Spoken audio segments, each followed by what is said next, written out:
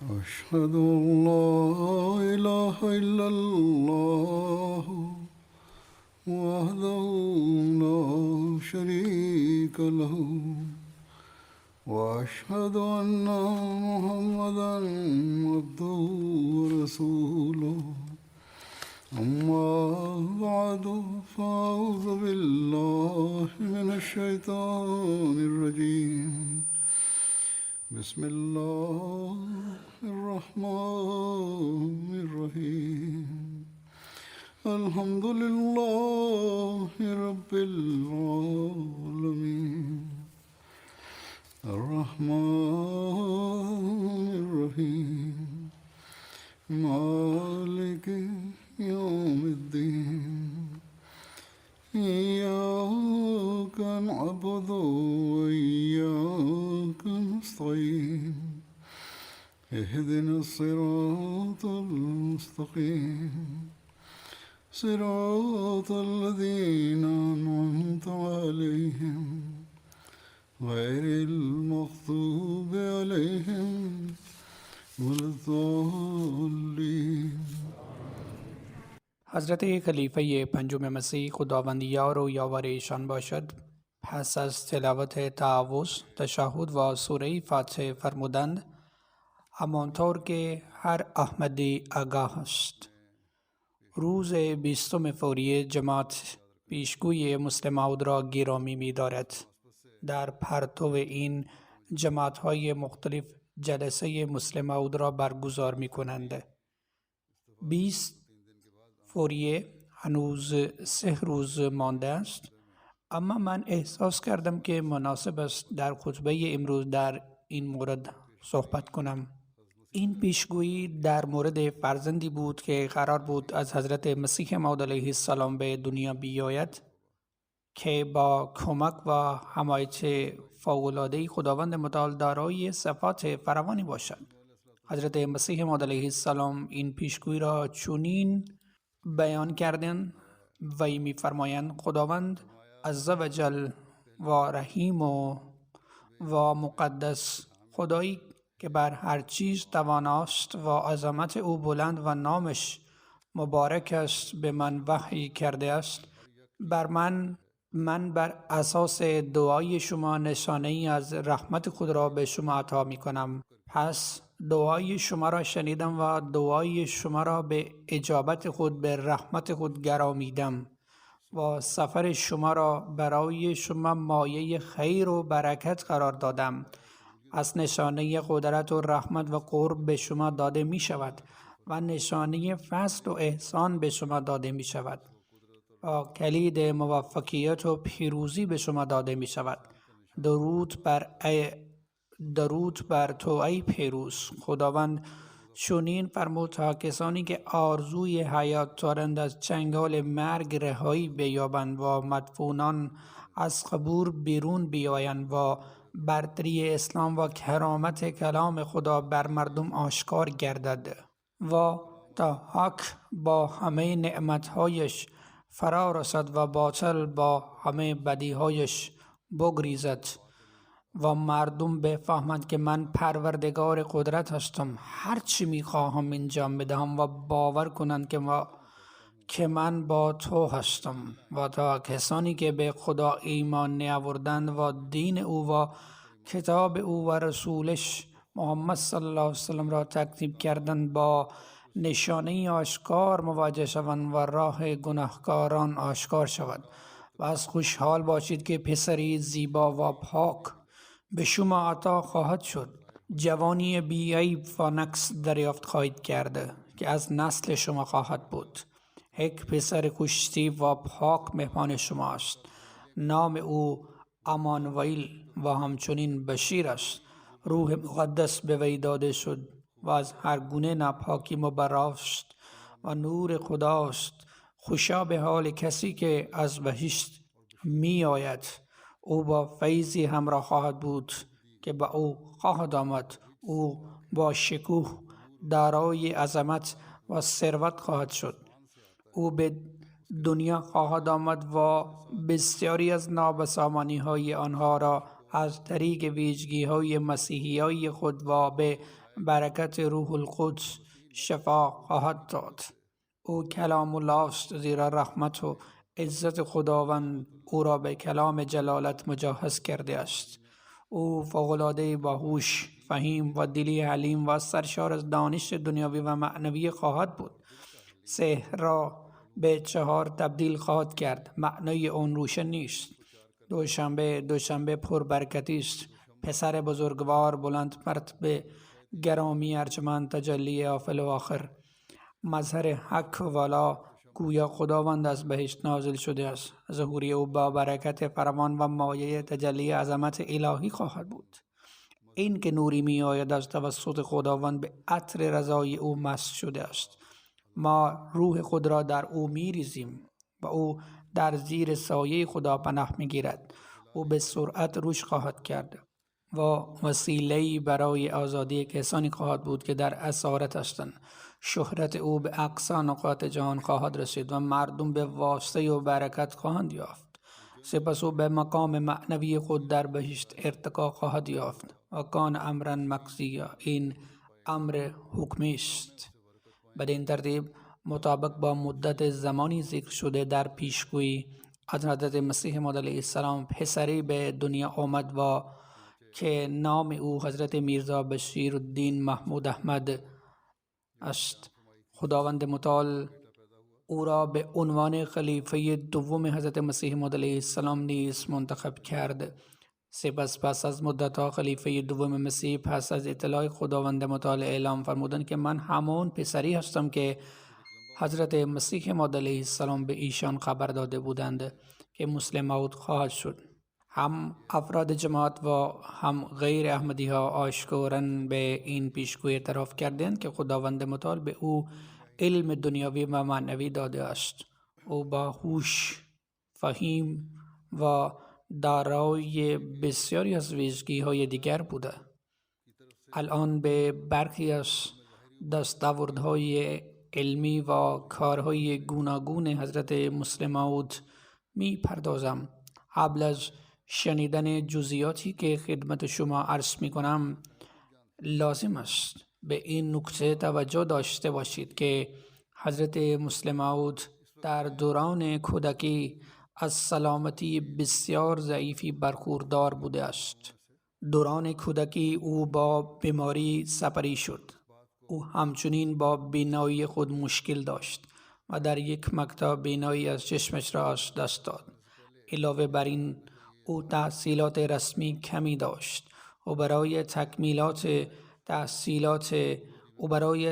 تحصیلات ابتدایی تلاش کرد، اما همانطور که خود میگوید این وعده خداوند متعال بود که به او علم دنیاوی و معنویات ها شود.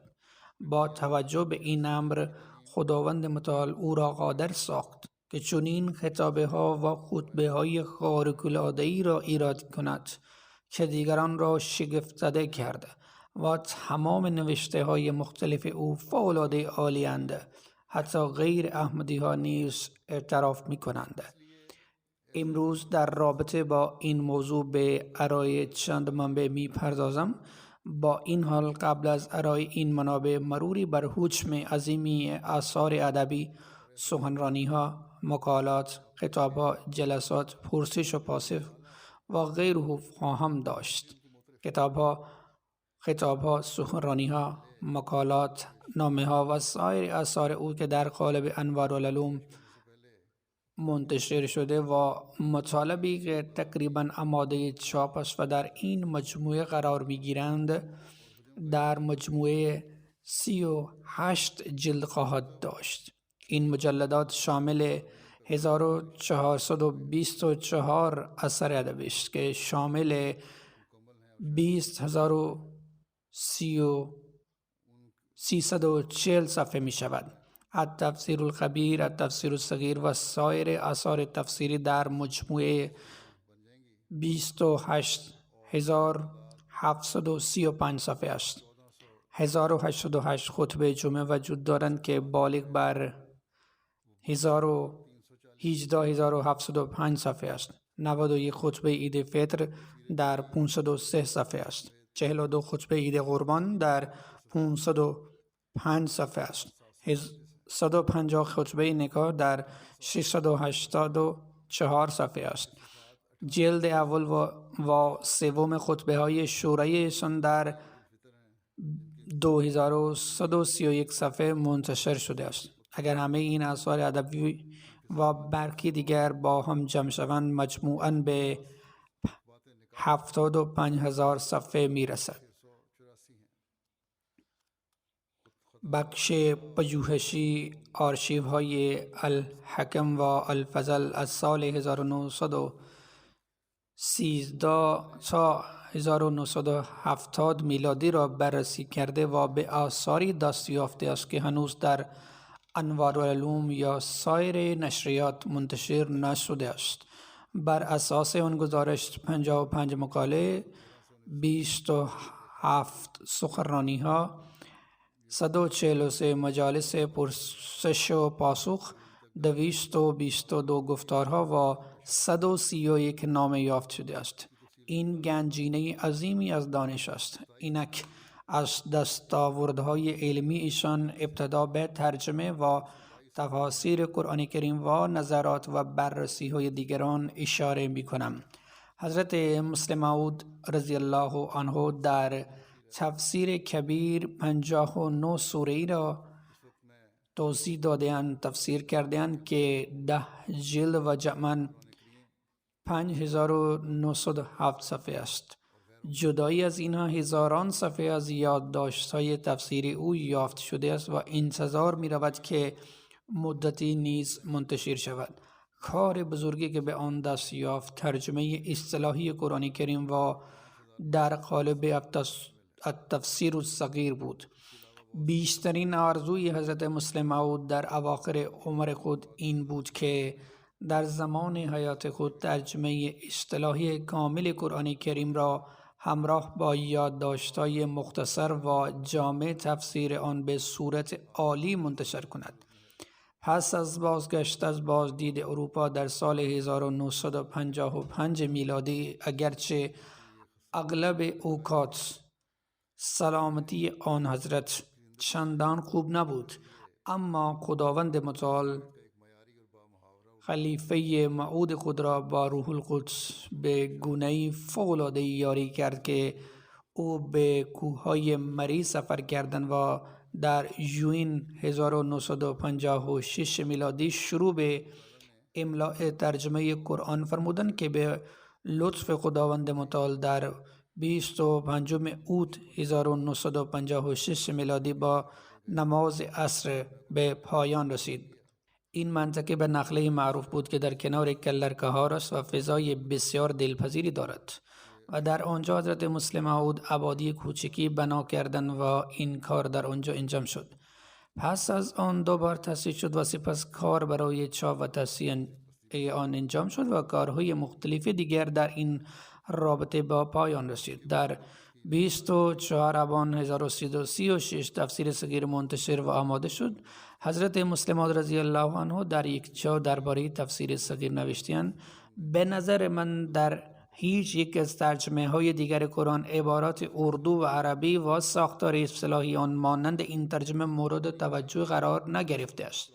به طور کلی می توان این را مشاهده کرد و همچنین از طریق یادداشت‌های حضرت مسلم موعود که در ترجمه خود به ترتیب و ساخت جمله بسیار توجه داشتند. فرمودند این صرفاً از فضل خداوند متعال است که به من این فرصت را عطا فرمود که در این مدت کوتاه چنین کار خارق‌العاده‌ای را انجام دهم. ایشان می‌فرمایند خداوند متعال به این فرد مسن و ضعیف توفیق داد تا آنچنان کار خطیر را انجام دهد که بسیاری از قوم قوی نتوانستند انجام دهند. فرمودند 1300 سال گذشته جوانان قوی زیادی وجود داشتند، اما هیچ یک از آنها قادر به انجام وظیفه نبودند که خداوند متعال به من توفیق داده است. در حقیقت اینها اعمال خداوند متعال است و به هر که بخواهد آن را انجام بدهد. می‌فرمایند به لطف و رحمت خداوند متعال ترجمه کل قرآن کریم را به پایان رساندم. به عبارت دیگر ترجمه الحمدلله از الحمدلله تا و الناس، یعنی درست از ابتدا تا انتها، در کنار آن تفسیر کوتاهی وجود دارد که اگر با تفسیر کبیر مقایسه شود مطالبی بسیاری از به طور فشرده در بر میگیرد که حتی در تفسیر کبیر به آنها پرداخته نشده است. علاوه بر این تفسیر انگلیسی قرآن کریم اثر مهم دیگری وجود دارد که از آن به عنوان تفسیر 5 جلدی یاد می شود. در ابتدای این تفسیر حضرت مسلم موعود مقدمه استثنایی بصیرتی نگاشتند که ضرورت قرآن را در میان دیگر آیات آسمانی، سیره پاک پیامبر اکرم صلی الله علیه و سلم، جمع آوری قرآن کریم و سایر معارف قرآن کریم به شکلی بی‌نظیر و قانع کننده در پایان این مقدمه حضرت مسلم موعود با نوشتن یادداشتی تشکر و قدردانی کردند و فرمودند در آخر این مقدمه مایلم از خدمت بیشمار مولوی شیر علی که علی رغم ضعف و سلامتی بخش زیادی از وقت خود را صرف ترجمه متن به انگلیسی کرده اند قدردانی کنم. همچنین از ایشان به همراه ملک غلام فرید، مرحوم چودری ابوالهاشم خان و میرزا بشیر احمد به خاطر زحماتی که برای استخراج مطالبی که یادداشت‌های توضیحی بر اون استوار است از سخنان و نوشته های من انجام داده اند. در ادامه می‌فرمایند همچنین می‌خواهم بگویم که از آنجایی که من شاگرد خلیفه اول مسیح بودم بخش زیادی از آنچه از ایشان به دست آوردم در یادداشت‌های توضیحی منعکس شده است. بنابراین این یادداشت‌ها در واقع بر اساس تفسیر قرآن حضرت مسیح موعود علیه السلام خلیفه اول و من است. از آنجایی که خداوند مسیح موعود علیه السلام را به روح خود مسح کرده و او را با عطای دانشی که لازمه رشد این نسل و نسل‌های بعدی است گرامی داشته است، امیدوارم که این تفسیر برای شفای بسیاری از بیمارهای آنان باشد. به وسیله آن نابینایان می‌بینند، ناشنوایان می‌شنوند، لال‌ها سخن می‌گویند، لنگ‌ها راه می‌روند و فرشتگان خدا چنان برکت می‌دهند که موفق به انجام آن چیزی می‌شوند که برای آن منتشر شده است. پروردگارا امر کن که چنین شود. هر کس که تاکنون آن را خوانده است، عام از غیر مسلمانان و مسیحیان مختلف آن را بسیار تحسین می کند. علامه نیاز فتح‌پوری نویسنده و محقق برجسته است. او سردبیر ماهنامه نگار بوده. او احمدی نیست، اما زمانی که تفسیر کبیر را مطالعه کرد نامه‌ای به حضرت مسلم موعود رضی الله عنه نوشت. فرمود در حال حاضر مشغول مطالعه جلد سوم تفسیر کبیر هستم و این کار را عمیقاً انجام می‌دهم. شکی نیست که شما دیدگاهی کاملا جدید در مطالعه قرآن کریم ایجاد کردید و این تفسیر اولین تفسیری است که در آن عقل و شواهد به بهترین نحو جمع شده اند. عمق دانش، دور اندیشی، تحلیل و بصیرت فوق‌العاده‌ای و طرز استدلال عالی شما در چک چک کلمات آن مشهود است و متاسفم که تاکنون از آن غافل مانده‌ام. این فرد برجسته و عالمی است. پس از آن می‌فرماید دیروز با خواندن تفسیر سوره هود پس از اطلاع از نظر شما در مورد حضرت لوط علیه السلام بسیار خرسند شدم و ناچار شدم این نامه را بنویسم. در اظهار نظر در مورد هؤلاء بناتی، اینها دختران من هستند. شما در این مورد به شیوه کاملا منحصر به فرد از سایر مفسران بحث کردید و من نمیتوانم کاملا قدردانی کنم. در نامه دیگر می نویسد شب خواندن آن را واجب می دانم. به گفته من این اولین تفسیر به زبان اردو است که می تواند ذهن انسان را تا حد زیادی مطمئن کند. ایشان در ادامه می فرمایند خدماتی که این تفسیر در حق اسلام کرده است به قدری باشکوه است که حتی دشمنان شما هم نمی توانند انکار کنند. ذالک فضل الله یؤتیه من یشاء. محمد اعظم حیدرآباد یک احمدی بود. میگوید نواب بهادر یار جنگ، یک فرد مشهور از شبه قاره هند و پاکستان، احمدی نبود اما دوست خوب محمد اعظم بود. در مجالس خود مکرراً از تفسیر صغیر یاد میکرد. او همیشه با شکوه آن گواهی میداد و میگفت که بینشای آن بسیار بهره برده است.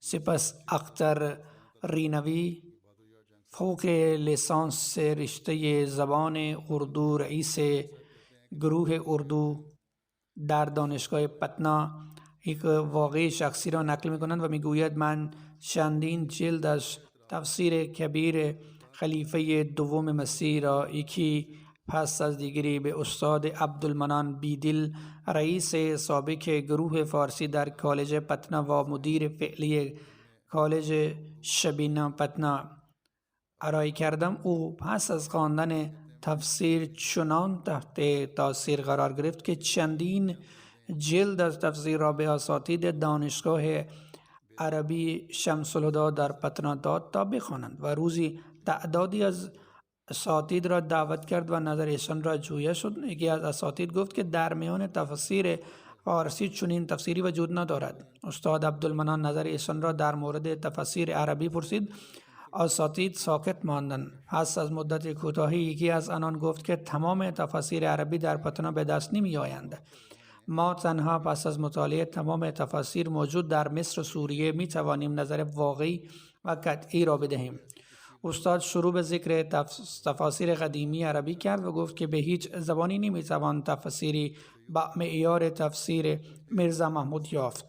شما همچنین می توانید تفسیرهای جدید را از مصر و سوریه سفارش دهید و پس از چند ماه با من صحبت کنید. علمای عربی و فارسی که آنجا نشسته بودند مات و مبهوت ماندند.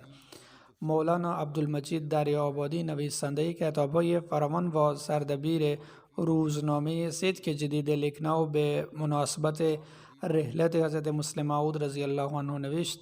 در کراچی اخباری در مورد امام جماعت احمدی قادیانی منتشر شده است. میرزا بشیر احمد محمود در 8 ابان ماه در شهر ربه چشم از جهان فرو بست.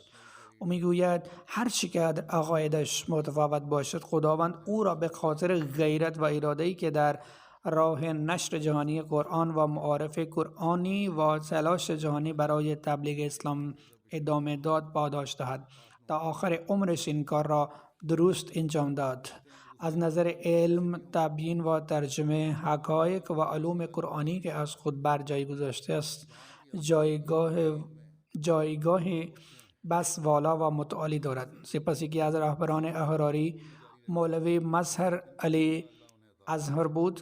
او در کتاب خود توطئه وحشتناک می نویسد. مولوی ظفر علی خان گفته است که احرار دست بزرگی در تحریک مخالفان الهی احمدی ها داشته است. احراری ها برای به دست آوردن ثروت نمایشی دروغین به راه انداخته‌اند. او میگوید آنها در آمدهای مسلمانان فقیر را با قربانی کردن قادیان میخورند. یکی از این احراری ها پرسید که چه چیزی برای مسلمانان بهتر کردید؟ چه خدمتی به اسلام کردید؟ آیا تا به حال تبلیغ اسلام کردید؟ خودش احراری است. میگوید ای احراری خوب گوش کن. تو و حیروانت حتی تا روز قیامت نمیتوانی با میرزا محمود رقابت کنید. میرزا محمود علم قرآن دارد و تو چه داری؟ آیا در بین شما کسی هست که حتی متن ساده قرآن را بفهمد؟ حتی در خوابم قرآن نخوانده اید. تو خودت هیچی نمیدانی. به دیگران چه یاد میدهید؟ حتی فرشتگان شما هم نتوانستند با میرزا محمود مخالفت کنند. میرزا محمود چنین جماعتی دارد که حاضر است با یک اشاره او همه چیز را به پای او قربانی کند. جز لعن و زبان زشت چه داری؟ لعنت بر خیانت شما. سپس می نویسد میرزا محمود مبلغان و صاحب نظرانی در زمینه های مختلف دارد. او پرچم جماعت خود را در همه کشور جهان نصب کرده است. نمی توان من را از گفتن حقیقت منصرف کرده.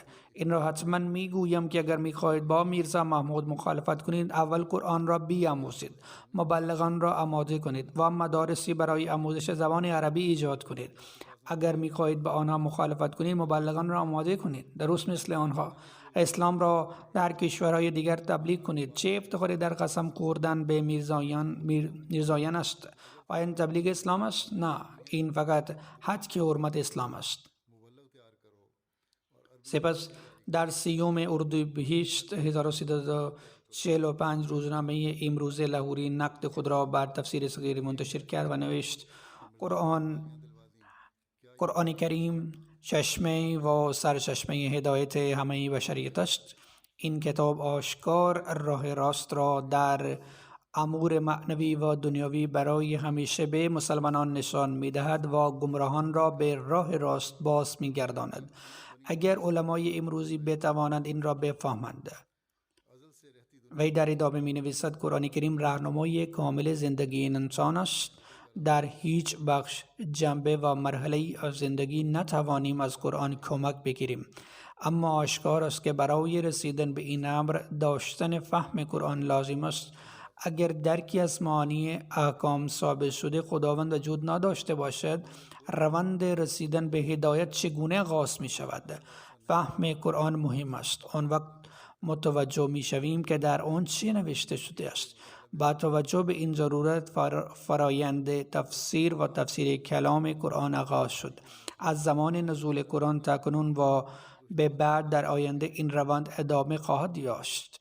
هر کس برای فهم قرآن در این سفر شرکت کرده باشد سزاوار سپاس ماست، یعنی ما باید او را تشکر کنیم. مفسرانی که در زمان خود در راه گسترش معارف قرآنی کوشیده‌اند نیز باید شایسته تجلیل تلقی شوند، زیرا به این ترتیب تفسیر قرآن شکل یک تلاش نظاممند و به خودگرفت و روند مناسبی برای انتقال مؤثر ایجاد شد. معانی و مقاصد قرآن و الحمدلله همه حمد از آن خداست این روند ادامه دارد و خواهد بود. وی در ادامه درباره تفسیر صغیر میگوید در این هنگام تفسیر صغیر پیشروی ماست. این تفسیر حاصل تلاش فکری رهبر جماعت احمدیه مرحوم الحاج میرزا بشیرالدین محمود احمد است. در کنار ترجمه اردو متنی عربی قرآن پاورکی‌ها و یادداشت‌های مفصل زیادی در جاهای مختلف برای توضیح آورده شده است. زبان ترجمه و یادداشت‌های توضیحی بسیار ساده و قابل فهم است. سپس هفته نامه‌ای به نام قندیل منتشر شد. در 29 خرداد 1345 می‌نویسد اشتیاق مشهود در نشر قرآن کریم از انجمن حیات اسلام لاهور و شرکت تاج ستوده است. سپس در رابطه با تفسیر صغیر می‌نویسد در نتیجه انتشار تفسیر صغیر این پروژه روشنگرانه پیشرفت بیشتری کرده است. ترجمه و تفسیر صغیر حاصل از زحمات امام جماعت احمدیه میرزا بشیرالدین محمود احمد است. زبان ترجمه و یادداشت‌ها به راحتی قابل درک است و افراد با تمام توانایی‌های فکری را قادر می‌سازد از آن بهره ببرند. علاوه بر این ترجمه و تفسیر با در نظر گرفتن تمام تفاسیر کسانی که از گذشته تا کنون داشته‌اند ارائه شده است. سپس می‌فرماید نشر و چاپ قرآن کریم به این زیبایی واقعا خدمت بزرگی به اسلام است. امروزه روحانیون پاکستان ادعا می‌کنند که تغییراتی در قرآن در تفسیر صغیر ایجاد شده است و بنابراین باید تحریم شوند. تفسیر صغیر در پاکستان ممنوع شده است و هیچ کس حتی اجازه ندارد آن را در خانه خود داشته باشد، در حالی که مردم منصف گذشته میگویند چیزی شبیه آن نیست، ستود نیست و میتوان آموخت. خیلی از آن خداوند متعال به روحانیون امروز توفیق عدل و انصاف را بدهد. سپس ممتازات کلامی و ادبی تفسیر انگلیسی قرآن دانشمندان سطوح عالی اروپا و آمریکا را نیز بسیار تحت تاثیر قرار داد و نقدهای بسیاری خوبی به آن ارائه کردند. به عنوان مثال محقق مشهور ایجی آربری بیان می‌کند این ترجمه و تفسیر جدید قرآن کریم دستاورد شگفت‌انگیزی است. حجم فعلی این دستاورد به نظر اولین قدم است، یعنی جلدی که او دریافت کرده است. وی میگوید 15 سال از آغاز این کار باور کردنی توسط علما و محققین جماعت اسلامی احمدیه در قادیان میگذرد و این امر تحت رهبری حضرت میرزا بشیرالدین محمود احمد در حال انجام بود. کار بسیار مهم بود، یعنی انتشار متن قرآن کریم همراه با ترجمه بسیار دقیق انگلیسی و نه فقط این بلکه تفسیر آیات جداگانه همراه با ترجمه. وی سپس می نویسد در ابتدا مقدمه مفصلی نوشته شده است که حضرت میرزا بشیرالدین خود آن را نوشته‌اند. سپس به ذکر آنچه در آن مقدمه است می‌پردازند. اگر بخواهیم بگوییم این عصر در اسلام قدردانی قابل توجهی از تحقیق و دانش اندوزی است، اغراق نیست. در هر مرحله با ارجاع به کتب تفسیر و لغت و کتب تاریخ تهیه شده است که خواننده از فهرست تعویل این کتاب‌ها شگفت زده می شود. از اینجا معلوم می شود که تهیه کنندگان این مطلب نه تنها تفاسیر معروف عربی را مطالعه کردند، بلکه آنچه را که اروپاییان و خاورشناسان به لحن انتقادی نوشته‌اند در نظر داشته‌اند. اگر فقط به ترجمه نگاه شود، شارحی جز این نخواهد داشت که بگویند ترجمه انگلیسی آری از اشتباه است و بسیار پیچیده است. و ادامه می‌دهد ادعای منتقدان غیر مسلمان در این مورد رد شده است و همچنین تحلیل انتقادی مناسبی از سایر ادیان وجود دارد. برای خوانندگان غیر مسلمان ممکن است به نظر برسد که در چندین قسمت اطلاعات یک طرفه با لحن انتقادی وجود دارد، اما باید در نظر داشته باشند که این قسمت ها نیز با نیت خالص نوشته شده اند. بنابراین شایسته است با کمال دقت خوانده شوند.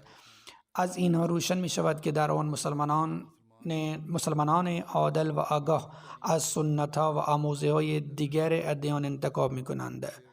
دکتر چارلز اسپریدن که رئیس گروه تاریخ ادبیات ادیان در دانشگاه جنوبی آمستردام بودند می نویسند انتشار این کتاب فوق‌العاده خوب است.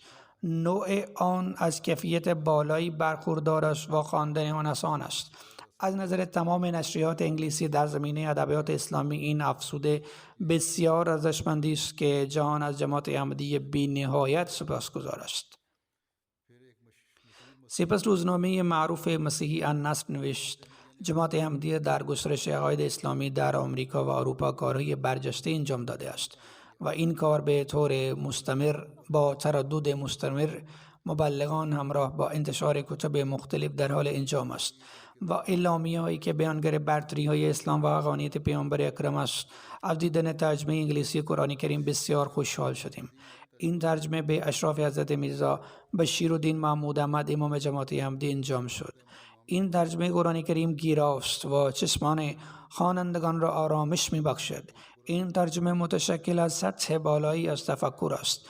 آیات قرآن در یک ستون و ترجمه آن در ستون کنار آن آورده شده و سپس تفسیر مفصل ارائه می شود. کسی که این تفسیر را مطالعه می کند در آن پاسخهای مفصلی به اتهامات مستشرکان و مخالفان اروپایی می یابد.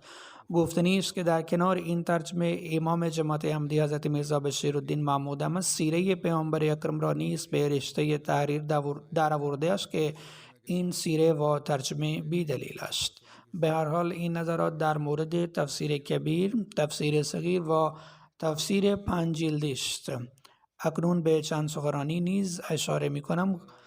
غیر احمدیان نیز از گنجینه علمی که حضرت مسلم موعود در قالب سخنرانی در اختیار ما قرار دادند ستایش کردند و من نظر ایشان را بیان می کنم. یکی از سخنرانی های او نسم نوین جهانی بود که در برابر مخاطبان خارجی غیر احمدی ایراد فرمودند.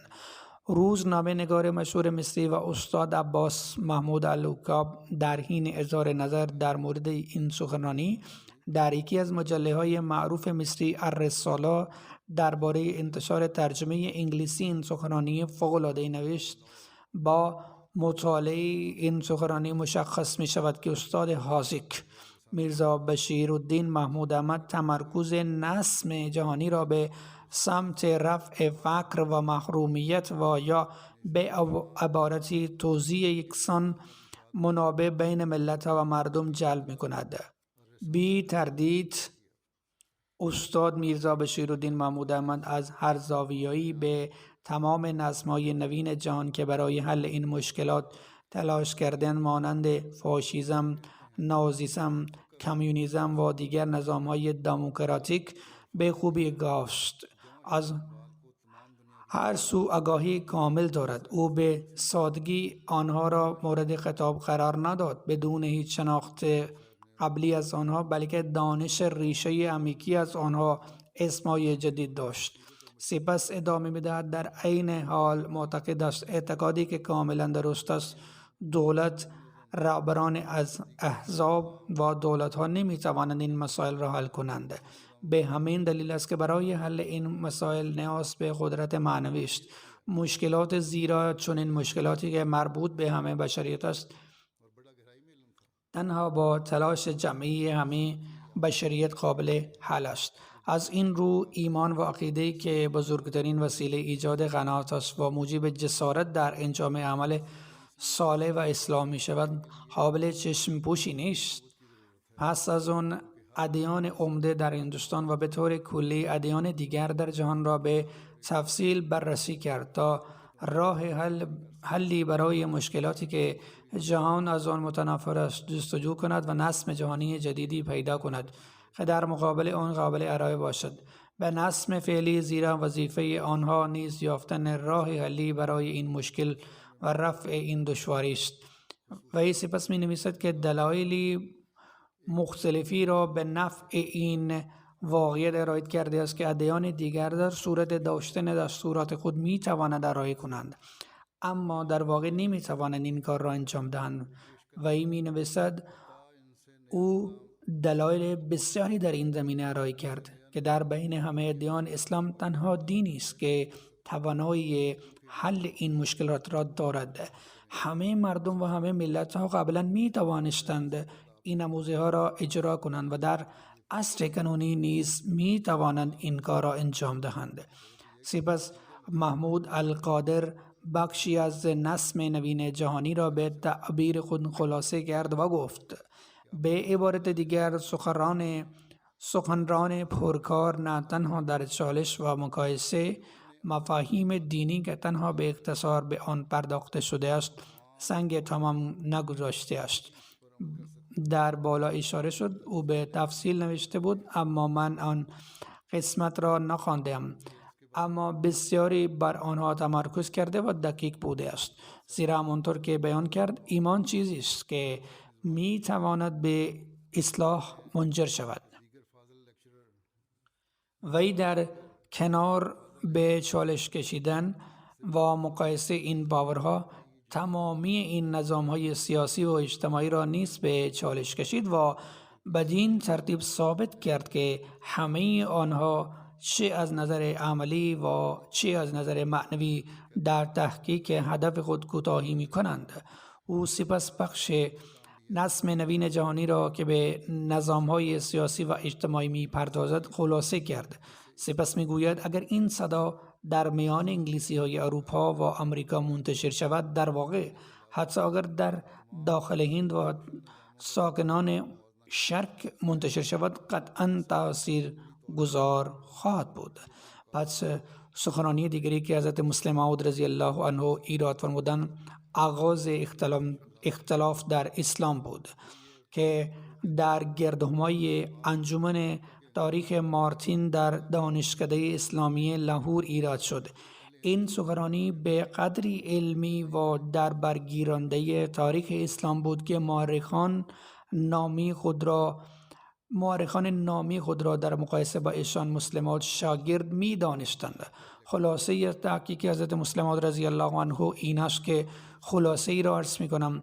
ثابت می شود که حضرت عثمان رضی الله عنه و سایر صحابه و در هیچ اختلالی نقشی نداشته و عیب و نقصی نداشتند. در واقع رفتار آنها سطح بسیار بالایی از معیارهای اخلاقی را نشان میداد و بالاترین معیارهای فضیلت را رعایت می کردند. ما نمی توانیم هیچ یک از آنها را سرزنش کنیم، چه حضرت عثمان و چه صحابه. سپس توضیح دادند که صحابه با خلافت حضرت عثمان مخالفت نکردند، آنها تا آخر وفادار ماندند. همچنین ثابت کرد که گفته می شود صحابه قیام کردند دروغ است. ضمناً ادعای حضرت علی، حضرت طلحه و حضرت زبیر مبنی بر طرح دسیسه‌های مخفیانه نیز کاملا کذب است و در سخنرانی نیز ثابت شد ادعای نارضایتی انصار از حضرت عثمان نیز نادرست است، زیرا در میابیم که همه سران انصار برای رفع اختلاف تلاش کردند. در هر صورت برداشت غیر احمدی ها از این سخنرانی چنین است. سپس عبدالقادر استاد دانشکده اسلامی لاهور می نویسد: پسر پربار پدر پرکار، پسر پربار پدر پرکار. نام معتبر میرزا بشیرالدین محمود احمد کافی است تا به یقین بدانیم که این سخنرانی بسیار عالمانه است. او میگوید: من نیز اطلاعاتی از تاریخ دارم و میتوانم ادعا کنم که چه مسلمانان و چه غیر مسلمانان کمتر مورخینی هستند که توانستند به اصل دوران خلافت حضرت عثمان پی ببرند یا در آن موفق بوده باشند. درک دلایل بی‌نظمی و جنگ داخلی رخ داده است. حضرت میرزا نه تنها در شناخت عوامل جنگ داخلی موفق بوده است، بلکه حوادث را با وضوح و توالی فراوان نقل می کند تا توضیح دهد که چرا عصر آن خلافت چنین روزگار پرتلاطمی را تجربه کرده است. اعتقاد من این است که کسی که تاریخ را مطالعه می کند قبلا با چنین تحقیقاتی روبرو نشده است. واقعیت این است که هر قدر تاریخ اصیل اسلام را با توجه به عصر خود حضرت عثمان بیشتر مطالعه کنیم، درس‌های بیشتری می توان از آن گرفت و بیشتر مورد احترام قرار گرفت. نظرات بسیار بیشتری وجود دارند، اما زمان اجازه نمیداد که همه آنها را ذکر کنیم. سپس سخنرانی حضرت مسلم موعود درباره نظام اقتصادی در اسلام در خوابگاه احمدی لاهور برگزار شد. این سخنرانی تقریبا 2.5 ساعت به طول انجامید. به غیر از مسلمانان احمدی، صدها مسلمانان و غیر مسلمانان در این مراسم حضور داشتند و در برخی منابع این تعداد هزاران نفر ثبت شده است. اکثریت مخاطبان را افراد با تحصیلات عالی تشکیل می‌دهند، از جمله مسلمانان غیر احمدی و سایر غیر مسلمانان و همچنین اساتید و دانشجویان دانشگاه پنجاب. در طول سخنرانی اساتید، حقوقدان و دیگر روشنفکران به طور مداوم یادداشت برداری می‌کردند. حضرت مسلم موعود در خلاصه ای از نظام اقتصادی اسلام می‌فرمایند: جوهر نظام اقتصادی اسلام در ترکیب مناسب آزادی فردی با دخالت دولت نهفته است. یعنی فرد باید تا حدی از آزادی برخوردار باشد، اما دولت نیز باید مداخله کند، اما آنها باید به طور مناسب و هماهنگ باشند. نظام اقتصادی که اسلام مطرح کرده است دخالت دولت را تا حدی مجاز می‌داند، اما برای افراد نیز فراهم می‌شود. آزادی تعادل مناسب بین این دو تا نظام اقتصادی اسلام را مشخص می‌کند. آزادی فردی اعطا می‌شود تا افراد را قادر سازد تا دارایی‌هایی را ایجاد کنند و داوطلبانه آنها را خرج کنند تا از مزایای معنوی در زندگی آینده برخوردار شوند. فقط نباید صرفاً به رقابت دنیوی محدود شود، بلکه باید در انجام کارهای خیر و برای آخرت نیز رقابت کرد. از سوی دیگر مداخله دولت به منظور محافظت از فقرا از استثمار اقتصادی ثروتمندان انجام می شود. مداخله دولت برای ایجاد تدابیر امنیتی خاص در برابر آسیب رساندن به اقشار ضعیف جامعه ضروری تلقی می شود، در حالی که آزادی فردی برای رقابت سالم بین افراد و برای توانمند ساختن آنها برای ایجاد تدارکات برای زندگی اخروی ضروری تلقی می شود. بنابراین در نظام اقتصادی اسلام به افراد فرصت کامل داده می شود تا داوطلبانه به بشریت خدمت کنند و با حفظ حق آزادی فردی شایستگی زندگی آخرت را کسب کنند. بنابراین آزادی فردی از طریق نیروی رقابت سالم امکانات بی‌پایانی برای پیشرفت را می‌گشاید. ضمناً مداخله عاقلانه دولت پیش بینی شده است تا نظام اقتصادی مبتنی بر وحشیگری و بی‌عدالتی نباشد و مانع از پیشرفت اقتصادی هیچ قشری را از جامعه نشود. حضرت مسلم موعود در نیمه دوم سخنرانی خود تحلیلی عمیق از ایدئولوژی کمونیستی از منظر دینی، سیاسی، اقتصادی و عملی ارائه کردند. در پایان قسمتی از کتاب مقدس را به زبان اردو خواندند که حاوی پیشگوی خارق‌العاده‌ای از کتاب مقدس در مورد آن بود. علاوه بر این به پیشگویی‌های حضرت مسیح موعود علیه السلام و نیز پیشگویی‌های خود اشاره کردند. سخنرانی حضرت مسلم موعود سرتاسر دانشجویان را تحت تاثیر قرار داد و به فضل الهی در هر سطحی موفقیت عظیمی نصیب آن شد. حضار آنقدر به سخنان گوش دادن که انگار پرندگان بالای سرشان نشسته بودند. این سخنرانی 2.5 ساعت مداوم به طول انجامید و شنیدن این سخنرانی یکی از اساتید به گریه کرد. برخی از دانشجویان که به کمونیسم گرایش داشتند گفتند که اکنون به سوسیالیسم اسلامی گرایش دارند و آن را صحیح می‌دانند. برخی از دانشجویان که آشناسی ارشد گروه اقتصاد پس از شنیدن سخنان وی ابراز تمایل کردند که ترجمه انگلیسی این سخنرانی منتشر و در اختیار اساتید گروه قرار گیرد. در آن روز چون شبه قاره هنوز تحت سلطه بریتانیا بود، بیشتر اساتید انگلیسی بودند. آنها همچنین گفتند که بسیاری از مردم طرح‌های مختلفی را برای پیشرفت و توسعه در هند ارائه می‌کنند. نظام اسلامی که از سوی آن حضرت مطرح شده است نمایانگر نظر مسلمین است. رئیس در زمان این سخنرانی آقای رامچندر مچنده بود که از وکیل دادگاه عالی لاهور بود. شخصی که در مورد این سخنرانی نوشت: پس از پایان این سخنرانی برجسته، رئیس مراسم محترم لالا رامچند سخنرانی کوتاه ایراد کرد و گفت: خود را بسیار خوش شانس می‌دانم که توانستم به این سخنرانی ارزشمند گوش دهم. من خوشحالم که جماعت احمدیه در حال پیشرفت چشمگیری است. سخنانی که همگی شنیدید حاوی نکات جدید و غیر قابل برآوردی است که توسط حضرت امام جماعت احمدی ایراد شده است. من از این سخنرانی بسیار بهره بردم و مطمئنم شما نیز از این نکات بی‌نظیر بهره بردید. خوشحالم که نه تنها مسلمانان بلکه غیر مسلمانان نیز در این اجتماع حضور دارند. وی سپس اظهار داشت: در ابتدا فکر کردم و این یک اشتباه جانب من است که اسلام در تعالیم خود فقط به مسلمانان توجه دارد و به غیر مسلمانان اهمیت چندانی نمی دهد. اما امروز پس از شنیدن سخنان امام جماعت احمدیه دریافتم که اسلام مساوات را برای همه بشریت می آموزد و این را مرا بسیار خرسند کرده است. از دوستان غیر مسلمانم می خواهم که آیا در احترام و تکریم این تفسیر از اسلام تردیدی دارند؟ با جدیت این سخنان 2.5 ساعت امام جماعت احمدیه را گوش دادید. اگر یک اروپایی شاهد این منظره باشد تعجب می‌کند که هند چقدر پیشرفت کرده است.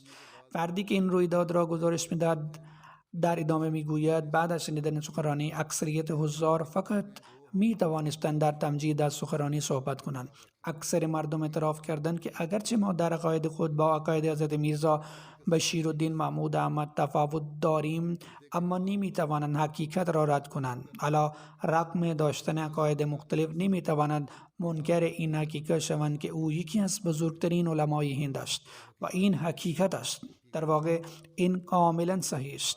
نحوه ارجاع او به اقتصاد مبتنی بر دستورات و حقایق قرآنی و روشی که در آن فلسفه اقتصادی اروپا را رد کرده است هرگز توسط هیچ فردی ارائه نشده است، زیرا حتی غیر مسلمانان نیز آن را قبول دارند. برتری آموزه‌های آن بود و کسانی که به کمونیسم گرایش داشتند ناچار به پذیرش عیوب درون آن شدند. مولوی شیرعلی اظهار داشت که پس از سخنرانی شنیدم که برخی از دانشجویان غیر احمدی در میان خود صحبت می‌کردند و می‌گفتند: اگر پس از این هم همچنان کمونیسم حمایت می‌کنید شرمنده هستید.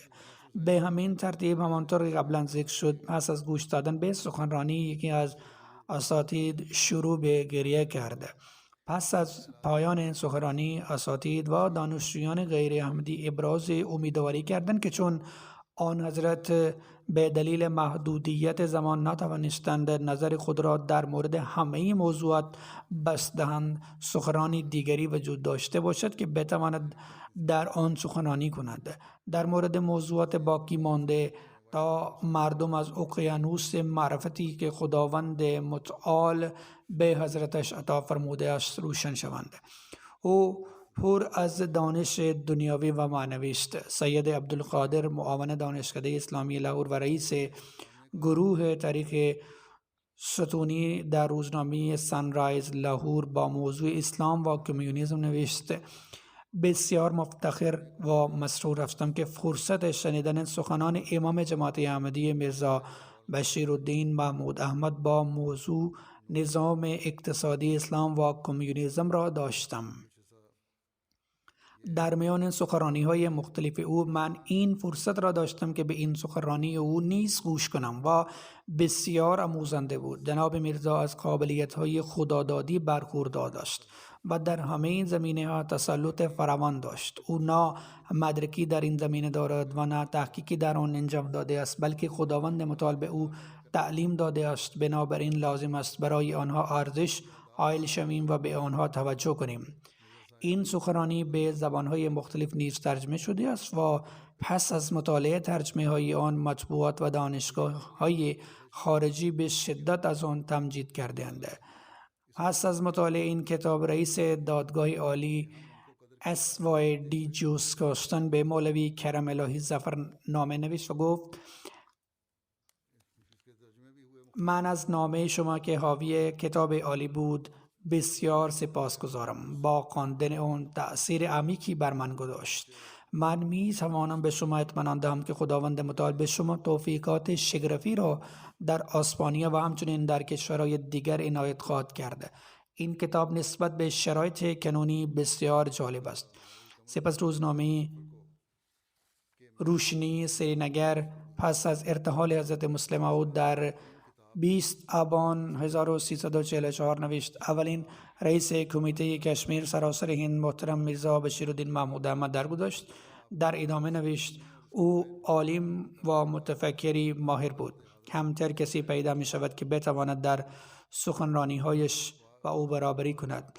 سخنرانی هایی که در موضوع پیچیده نظام اقتصادی اسلام و نظم نوین جهان اسلامی ایراد شده، هر یک در یک جلسه ایراد شده، به صورت کتاب منتشر شده و مورد استقبال گسترده قرار گرفته است. برتری علمی او را می توان از این واقعیت دریافت که قاضی دیوان بین المللی دادگستری سر محمد ظفرالله خان نیز از ارادتمندان اوست و نحوه ستایش شخصیت زیبایش واقعا گیراست و بسیار نادر است. یک شخص او سرچشمه دانش دنیاوی و معنوی بود. حتی غیر احمدیان نیز به این حقیقت آن دارد که او سرچشمه دانش دنیاوی و معنوی بوده است. او واقعا در فعالیت‌های فکری و عملی خود منحصر به فرد بود. اکثریت عمرش با یاد خدا و مشغله‌های علمی سپری شد، اما در عرصه عمل نیز رهبری مصمم و شجاع بود. در ادامه می نویسند: قلب هر کشمیری مملو از ستایش بشیرالدین محمود احمد است که او نقش بزرگی در آزادی کشمیر داشت. هنگامی که تحریک کشمیر در سال 1310 تأسیس شد، او اولین رئیس کمیته کشمیر سراسر هند بود. به خاطر تلاش‌های او بود که این جنبش پیشرفت کرد و تأثیری جهانی داشت. کنفرانس ومبلی در تاریخ جماعت ما بسیار شناخته شده است. وقتی سخنرانی حضرت مسلم خوانده شد، خارجی ها هم در این باره اظهار نظر کردند. رئیس مجلس در پایان سخنرانی کوتاه اظهار داشت: لازم نیست چیزی زیادی بگویم. سخنرانی خود نشان دهنده زیبایی و عالی بودن آن است. این یک انگلیسی است که این را میگوید: مایلم از خلیفه مسیح و همچنین از طرف حاضران به خاطر نحوه عالی تنظیم موضوع سخنرانی، دیدگاه های عالی و استدلال های عمیق تشکر کنم. از واکنش حضار نشان می دهد که آنها کاملا با من موافق هستند و من متقاعد شدم که به حق از طرف آنها تشکر کنم و از طرف آنها در این زمینه صحبت می کنم. سپس رو به حضرت مسلم موعود رضی الله عنه کرد و گفت: به موفقیت شما تبریک میگویم و از جمله سخنرانی هایی که امروز ایراد شد، سخنرانی شما بسیار عالی بود. نویسنده این گزارش می نویسد: آقایی به حضرت مسلم موعود رضی الله عنه رسید و گفت: من 30 سال در هند کار کردم و احوال مسلمانان و دلایل از ایمانشان را مطالعه کردم. در آنجا به عنوان مبلغ خدمت می کند.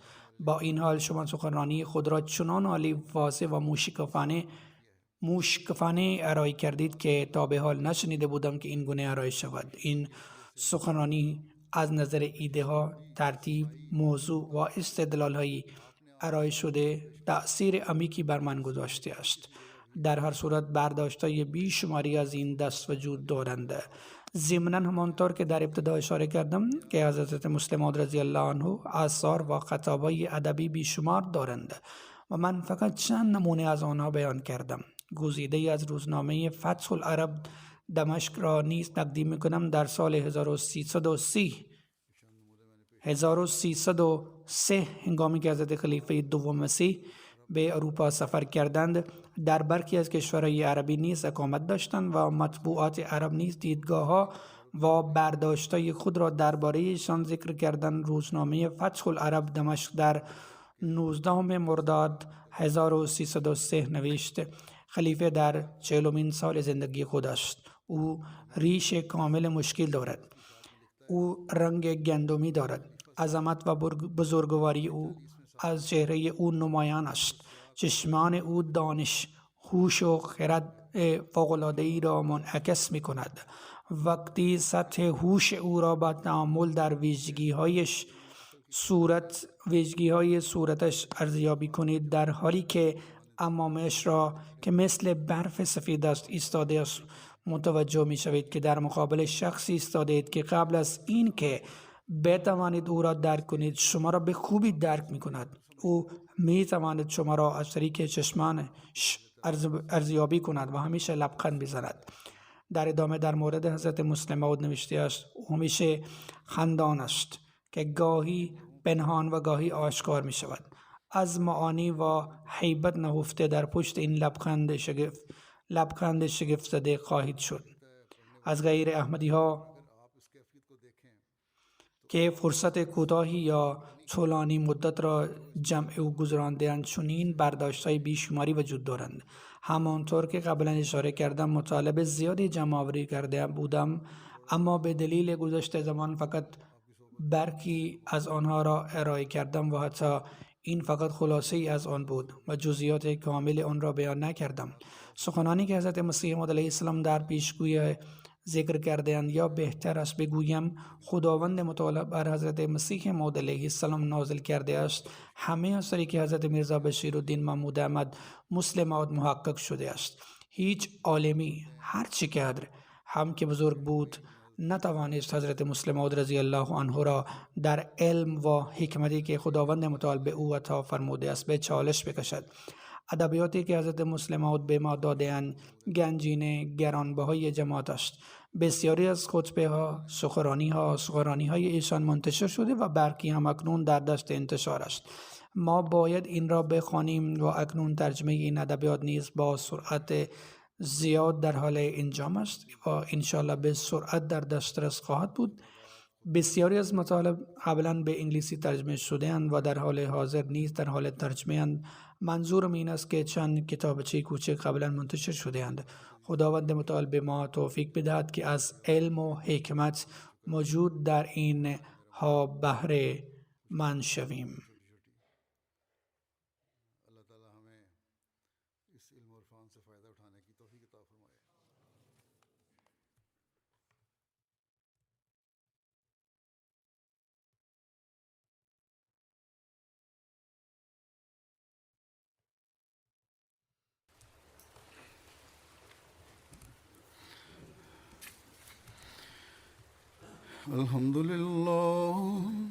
الحمد لله نحمده ونستعينه ونستغفره ونؤمن به ونتوكل عليه ونعوذ بالله من شرور أنفسنا ومن سيئات أعمالنا من يهده الله فلا مضل له ومن يضلل فلا هادي له ونشهد أن لا إله إلا الله ونشهد أن محمدا عبده ورسوله عباد الله رحمكم الله إن الله يأمر بالعدل والإحسان وإيتاء ذي القربى وينهى